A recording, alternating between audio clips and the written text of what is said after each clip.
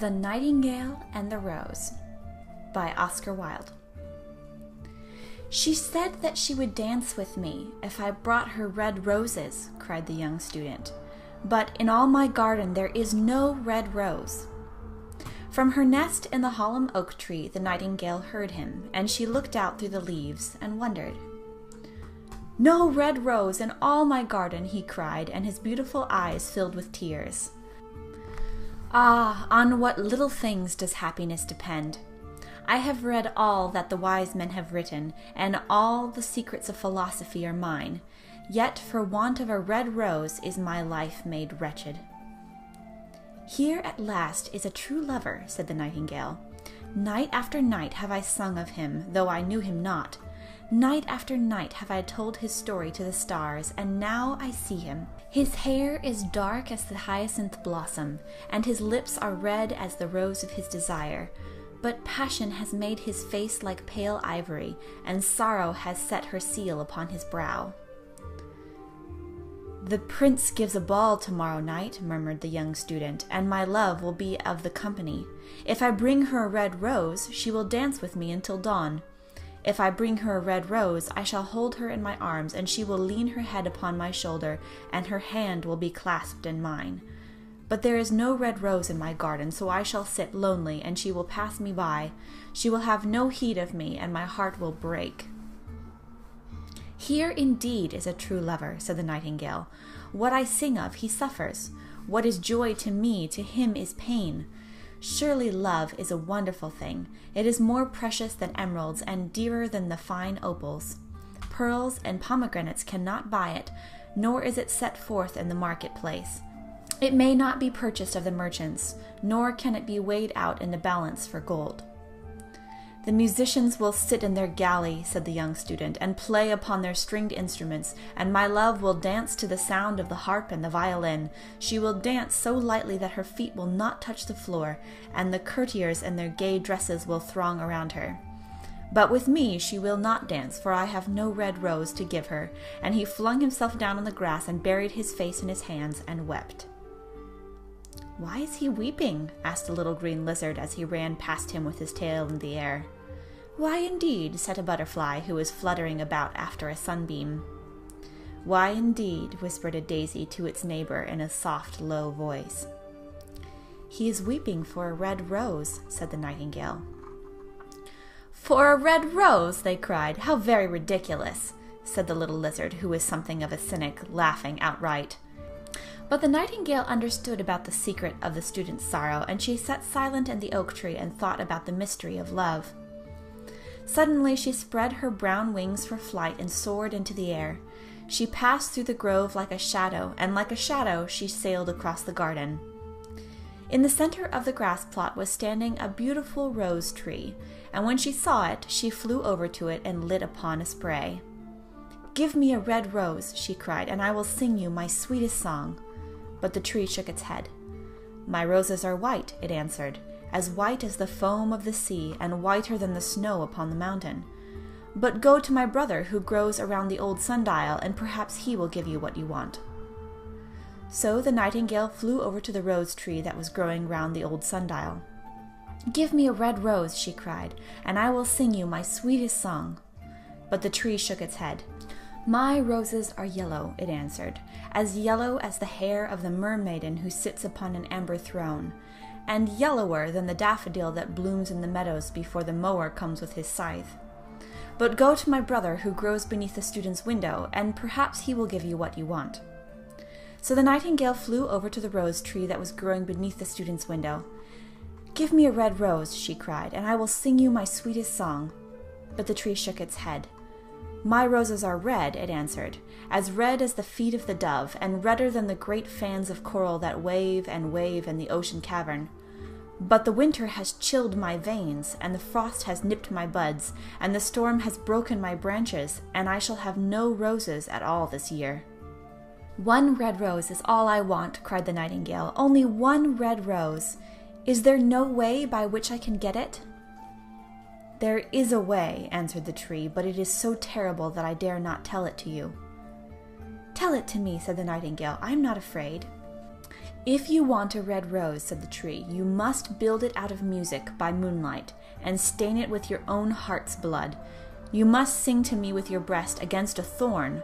All night long you must sing to me, and the thorn must pierce your heart, and your lifeblood must flow into my veins and become mine." "Death is a great price to pay for a red rose," cried the nightingale, "and life is very dear to all.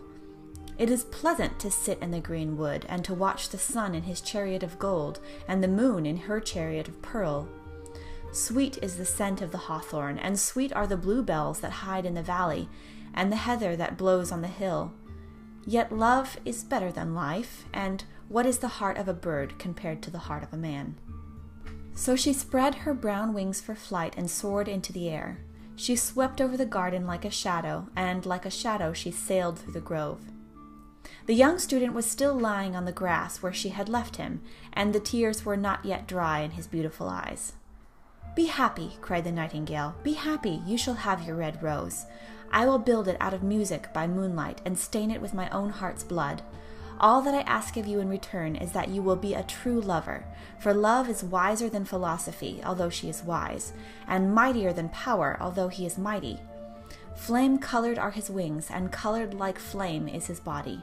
His lips are sweet as honey, and his breath is like frankincense." The student looked up from the grass and listened, but he could not understand what the nightingale was saying to him, for he only knew the things that are written down in books. But the oak tree understood, and felt sad, for he was very fond of the little nightingale who had built her nest in his branches. "Sing me one last song," he whispered. "I shall feel very lonely when you are gone."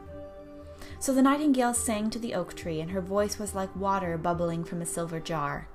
When she had finished her song, the student got up and pulled a notebook and a lead pencil out of his pocket. "She has form," he said to himself as he walked away through the grove, "that cannot be denied to her. But has she got feeling? I'm afraid not. In fact, she is like most artists. She is all style without any sincerity. She would not sacrifice herself for others. She thinks merely of music, and everybody knows that the arts are selfish. Still, it must be admitted that she has some beautiful notes in her voice. What a pity it is that they do not mean anything or do any practical good." And he went into his room and lay down on his little pallet bed and began to think of his love, and after a time he fell asleep. And when the moon shone in the heavens, the nightingale flew to the rose tree and set her breast against the thorn. All night long she sang with her breast against the thorn, and the cold crystal moon leaned down and listened.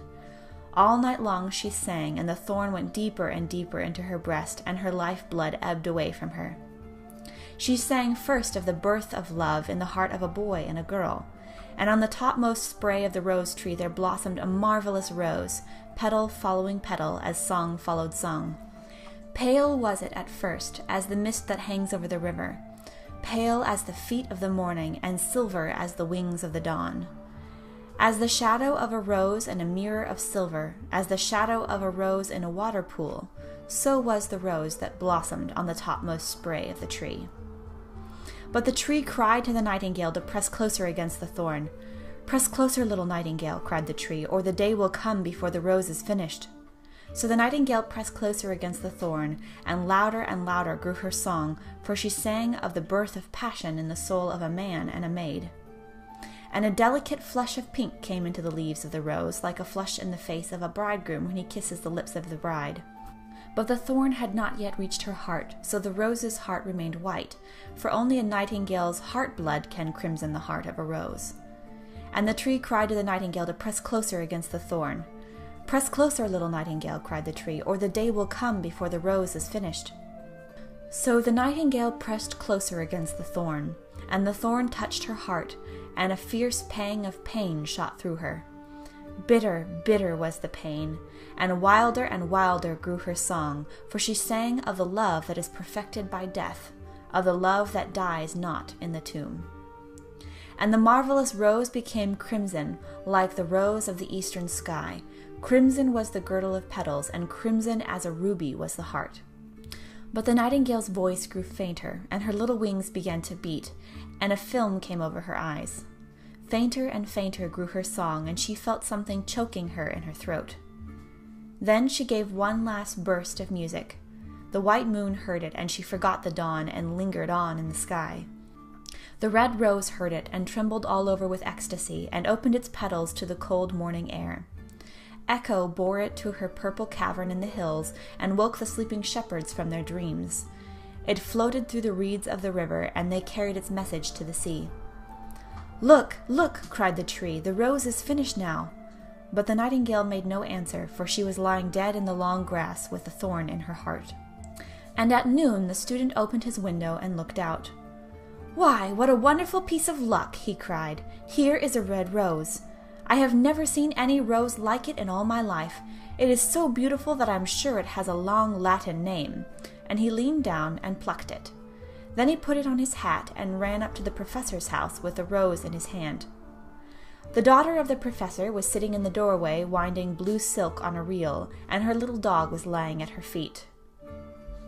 "You said that you would dance with me if I brought you a red rose," cried the student. "Here is the reddest rose in all the world. You will wear it tonight next to your heart, and as we dance together it will tell you how I love you." But the girl frowned.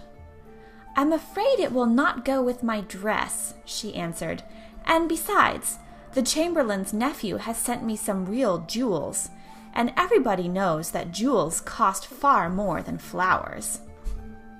"Well, upon my word, you are very ungrateful," said the student angrily, and he threw the rose into the street, where it fell into the gutter and a cartwheel went over it. "Ungrateful?" said the girl. "I tell you what, you are very rude. And after all, who are you? Only a student. Why, I don't believe you have even got silver buckles to your shoes, as the chamberlain's nephew has." And she got up from her chair and went into the house. "What a silly thing love is," said the student as he walked away. "It is not half as useful as logic, for it does not prove anything. And it is always telling one of things that are not going to happen and making one believe things that are not true. In fact, it is quite unpractical, and as in this age to be practical is everything, I shall go back to philosophy and study metaphysics." So he turned to his room and pulled out a great dusty book and began to read.